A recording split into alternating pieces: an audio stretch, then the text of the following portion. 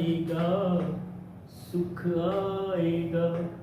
नमस्कार दोस्तों, जैसा कि आपने ये गाना सुना, ये गाना गाने का एक मतलब है, जैसा कि आप लोग जानते हैं कि कल इलाहाबाद हाई कोर्ट के डबल बेंच ने एक फैसला सुनाया है 69,000 शिक्षकों के रिजल्ट्स को।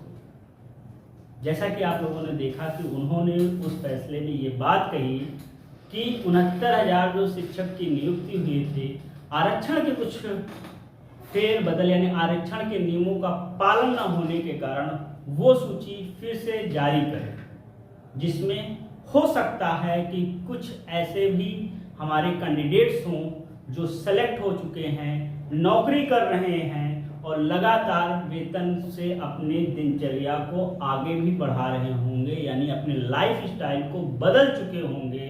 क्योंकि नौकरी के पहले का लाइफ स्टाइल और नौकरी के बाद का लाइफ स्टाइल दोनों चेंज हो जाता है, खर्चों में डिफरेंस आ जाता है, अपने आगे के जो उनकी तैयारियां हैं, उनका जो प्रोग्रेस है, बच्चों को पढ़ाना लिखाना शादी करना, वो सारे कार्य वो कर चुके होंगे और अपने जीवन में उस 50 से 60,000 का खर्चा प्रति माह ला चुके होंगे। उसके बाद अगर उनकी नौकरी जाती है तो उनके दिल में कैसा अनुभव होगा, ये वो व्यक्ति जानता होगा जिसकी नौकरी गई हो। जैसा कि आप लोग जानते हैं कि हमारी जो पुरानी सपा की सरकार थी, वहाँ पर शिक्षा मित्रों को 3,500 से डायरेक्ट मतलब शिक्षा मित्रों को, जैसा कि आप लोग जानते हैं कि हमारी जो पुरानी सरकार थी, जानते हैं सपा की सरकार, साइकिल चलाने वालों की सरकार, ठीक है। तो वहाँ पर क्या उन्होंने किया था, उन्होंने किया था शिक्षा मित्र को डायरेक्ट सहायक अध्यापक बनाया और सहायक अध्यापक बनने के बाद उनका जो 3,500 का सैलरी थी वो डायरेक्ट 45 से 50,000 रुपये।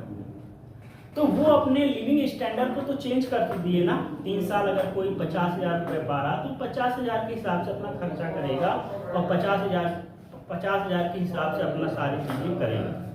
लेकिन डायरेक्ट ही उसके बाद उनको फिर सहायक अध्यापक से शिक्षा मित्र लाया गया और 10,000 सैलरी दी गई। तो उनके लिविंग स्टैंडर्ड जो उन्होंने चेंज कर दिया। हो सकता है कुछ लोग गांव से शहर पलायन कर गए हों अपने बच्चों को और बेहतर शिक्षा देने के लिए और बेहतर स्कूल में पढ़ाने के लिए लगा दिए हैं।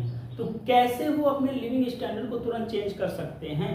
उनके मन, उनकी स्थिति, मना स्थिति और सब चीज़ें चेंज हो जाएगी। और आपने देखा हो कुछ लोगों ने हार कर अपने जीवन को भी समाप्त करने की कोशिश की या कर दिया।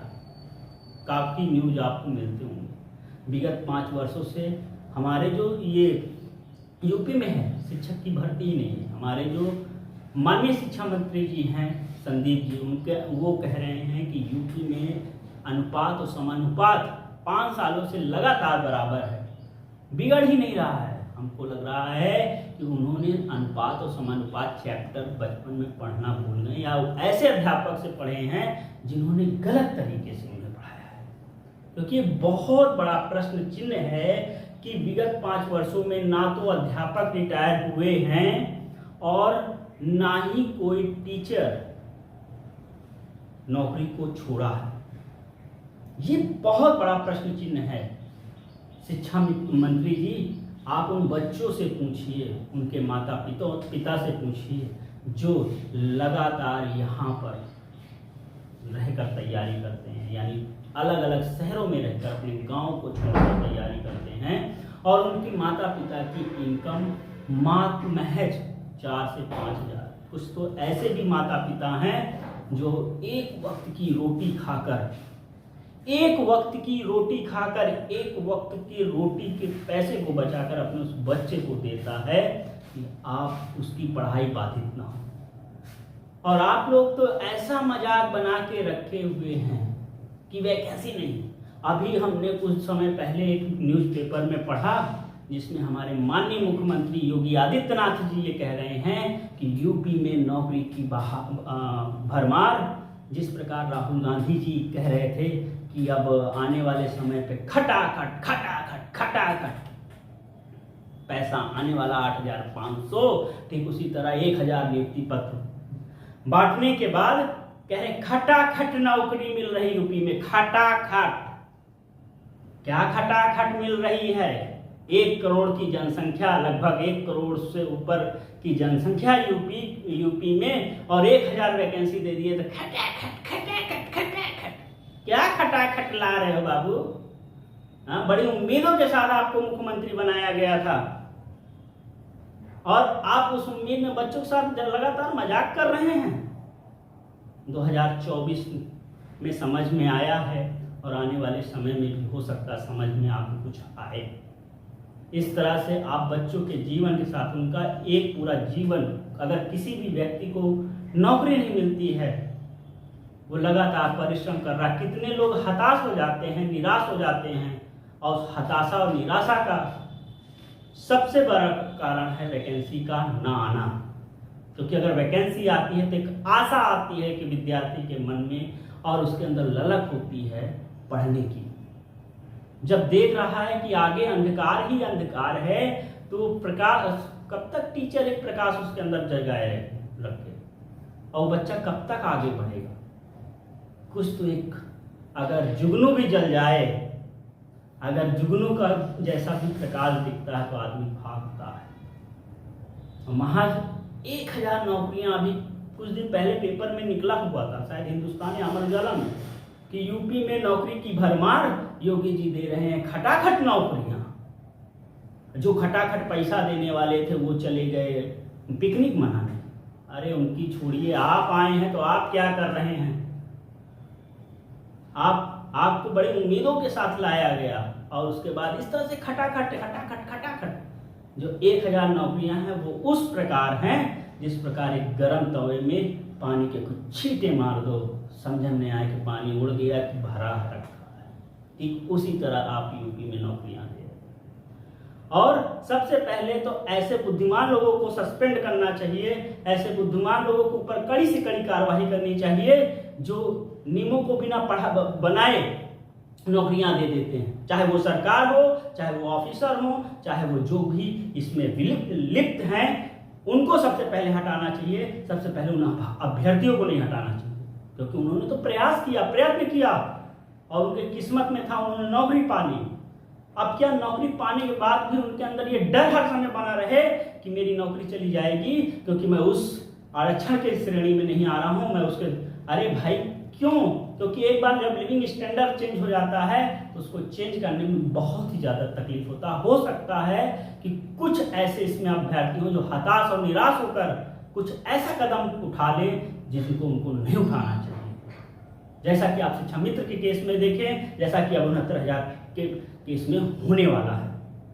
जो व्यक्ति नौकरी पा चुका होगा, लगातार पेमेंट उठा चुका होगा और अपने लिविंग स्टैंडर्ड को चेंज कर चुका होगा, उसके बाद अचानक उसके घर में एक ऐसी दुखद समाचार आएगी कि पापा की तो नौकरी अब नहीं रही, बेटे की नौकरी अब तो नहीं रही, तो कैसा उसको फील होगा? हो सकता है कि इसकी वजह से वो कई अपॉर्चुनिटी जो कि मिलत समय में उसको मिली हो, लेकिन ये यहाँ पर स्टेबल था, घर के पास था, या जो भी उसके अंदर अलग अलग रीजन्स थे या कम थे, उनको छोड़कर वो यहाँ पर आया हो, ऐसा भी हो सकता है। तो मेरे आप लोगों से दरख्वास्त है कि इस वीडियो को ज़्यादा से ज़्यादा शेयर, लाइक और सब्सक्राइब लाइक करिए और ज़्यादा से ज़्यादा शेयर करिए, जिससे लोगों तक मेरी बात पहुँच सके। और सिस्टम में बैठे उन सभी लोगों से मेरा हाथ जोड़कर निवेदन है कि इस तरह की अब आने वाले समय में इस तरह की गलतियां ना हो। आप लोग नोटिफिकेशन निकालते समय सारी चीजें क्लियर कर दीजिए, कितना परसेंट आरक्षण है, इतना percent OBC, EWS, ST, SC से जो और भी अदर हैं आरक्षण के जो जितने भी क्राइटेरिया हैं, सारी चीजें क्लियर करिए। पासिंग क्राइटेरिया क्लियर कीजिए, सिलेबस क्लियर कीजिए, हर एक चीज क्लियर करके आप दीजिए। और जब प्रश्न बनाया करिए तो उसमें भी क्लियरिटी रखा करिए, कहीं 2 ऑप्शन सही ना हो, कभी इसको सही हो। मतलब हम देख रहे हैं कि एक एग्जाम कराने में आपको 5-5 साल लग जा रहे हैं, 6-6 साल लग जा रहे हैं ज्वाइनिंग देने में। कैसा सिस्टम है भाई? हो सकता है कुछ ऐसे भी अभ्यर्थी हों जो परीक्षा देने के बाद 5 साल बाद भगवान के पास पहुंच गए हों और उनको जब रिजल्ट मिला तो जय सीताराम हुआ है। भैया ऐसा काम ना करिए, आप लोग का रिजल्ट तो तुरंत मार्च में इलेक्शन हुआ, अप्रैल में रिजल्ट आ गया, 15 दिन के अंदर मुख्यमंत्री बन गए, कैबिनेट मंत्री बन गए हैं। और यहाँ पर विद्यार्थी क्या करे, 5-5 साल जय सीताराम रहे। तो कम से कम मेरे आप लोगों से आग्रह है कि आप लोग सारे सिस्टम को इसको बनाइए। और जो भी आपके पास, हमें पता है कि सभी को रोजगार नहीं दे सकते, लेकिन जो योग्य हैं उनको रोजगार दीजिए। और अगर आपके बस में नहीं है रोजगार देना तो सीधे कह दीजिए कि हमारे बस में नहीं है। वो बच्चा वो ऊर्जा कहीं और लगाए और कुछ बेहतर कर जाए। तो इसी के साथ इस वीडियो को अंत करते हैं, मिलते हैं नई वीडियो।